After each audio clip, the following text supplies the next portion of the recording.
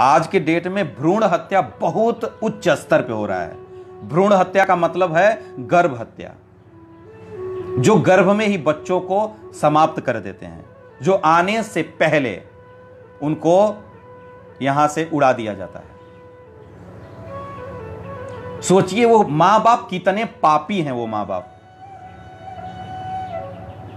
क्या उनके गर्भ में जब बच्चा आता है तो क्या वो मां उसकी नहीं है? बहुत ध्यान से सोचिएगा। अगर बच्चा आपके गर्भ में एक दिन का हुआ, एक दिन का होने के नाते भी आप उसकी मां हैं, आप उसके बाप हैं। भ्रूण हत्या महापाप है। भ्रूण हत्या को, गर्भ हत्या को ब्रह्म हत्या के समान बताया गया। क्यों नहीं बेटा बेटी लात से मारेंगे, जो भ्रूण हत्या का पाप अपने सर पे लाद रहे हो? आज मतलब अपने सीमा को क्रॉस कर गया है भ्रूण हत्या। गर्भ हत्या जो है अपने लेवल को क्रॉस कर गया है। सब और धुआंधार कर रहे हैं अपने इंद्रियों की तृप्ति के लिए। आप इतने बड़े पाप को अंजाम दे रहे हैं। आप एक मां को कलंकित कर रही हो, आप एक बाप को कलंकित कर रहे हो। अगर वो एक दिन का बच्चा है आपके गर्भ में, यदि आपके गर्भ में आपका गर्भस्थ शिशु यदि गर्भ में आ गया, तो एक दिन की भी आप उसकी मां हुई, एक दिन के भी आप उसके पिता हुए। इसलिए हम लोगों को कभी भी गर्भ हत्या जैसे जघन्य पाप नहीं करने चाहिए, नहीं करने चाहिए। भ्रूण हत्या पाप ब्रह्म हत्या पाप के बराबर बताया गया। और जो गर्भ हत्या है, गर्भ हत्या का कोई प्रायश्चित नहीं है। गर्भ हत्या करने के बाद कोई प्रायश्चित इसका नहीं, कोई प्रायश्चित नहीं है। इसलिए क्षणिक सुख के लिए हम लोगों को कभी भी गर्भ हत्या जैसे पाप को जघन्य पाप बोला गया है, ऐसे जघन्य पाप को हमें कभी नहीं करना चाहिए, कभी नहीं करना चाहिए। नहीं, आज लोग साधारण मानने लगे हैं कि साधारण है, कोई दिक्कत नहीं है, कोई फर्क नहीं पड़ता है। इससे बड़ा पाप आप ये जान लो कि एक बार अगर आप सामने किसी को गोली मार दोगे तो उसका पाप कम होगा। यदि आप किसी को सामने किसी का मर्डर कर दोगे तो उसका पाप कम होगा। लेकिन जो निरीह प्राणी है, जो अभी कुछ जानता ही नहीं, कहते हैं बच्चा भगवान का स्वरूप होता है, जो अभी जानता ही नहीं, जिसके मन बुद्धि विचार में कोई कलुषता नहीं है, कोई पाप नहीं है, कोई ईर्ष्या नहीं, कोई द्वेष नहीं है, एकदम शुद्ध सात्विक है वो एकदम, उसकी हत्या का पाप कितना बड़ा पाप है, कितना बड़ा पाप है। अब सोचो, अपने मन से सोचो।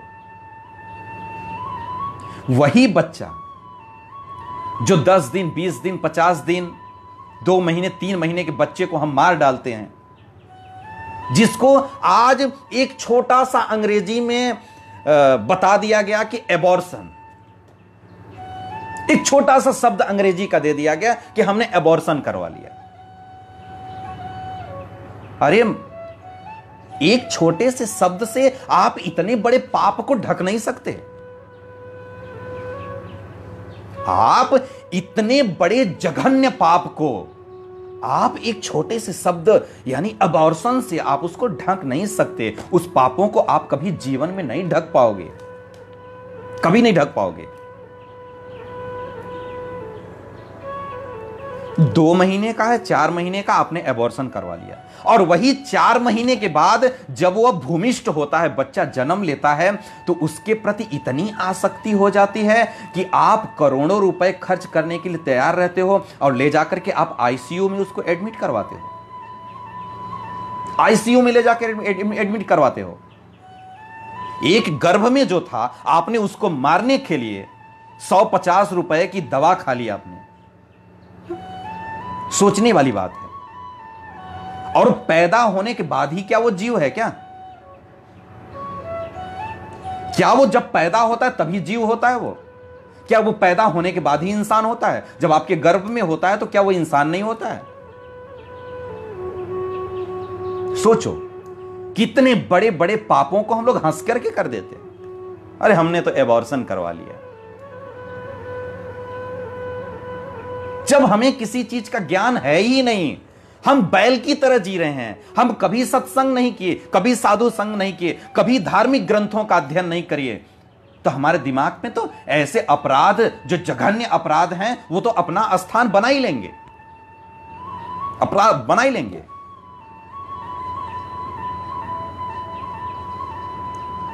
क्या है? हम एबॉर्शन करवा लिए क्योंकि बेटी थी। अरे बेटी तुमको काट थोड़ी रही है, काट थोड़ी रही तुमको बेटी।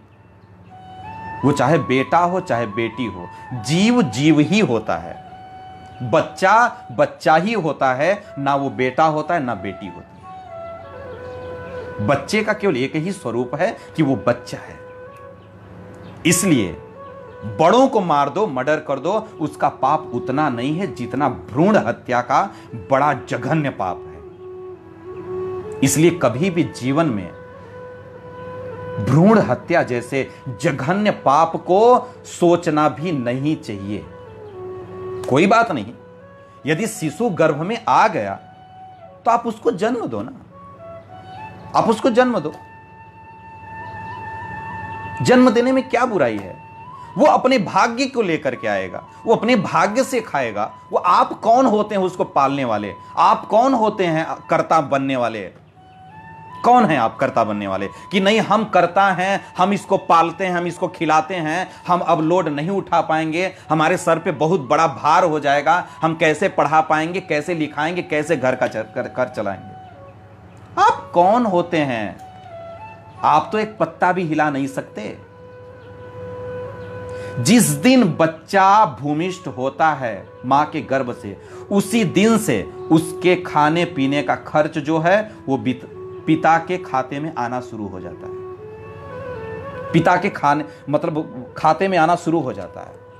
आप कुछ नहीं करते, आपको एक यश मिल रहा है कि आप उसके पिता हो और आप उसको खिला रहे हो। ये भगवान आपको यश दिया है, बस।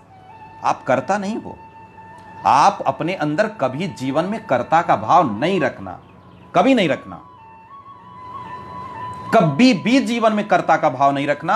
और इस कर्ता के भाव को कृष्ण के चरणों में समर्पित कर दो कि गोविंद तुम ही हो, सबकी रक्षा करने वाले तुम ही हो, तुम ही दिए हो, तुम ही पालो, तुम ही पालो।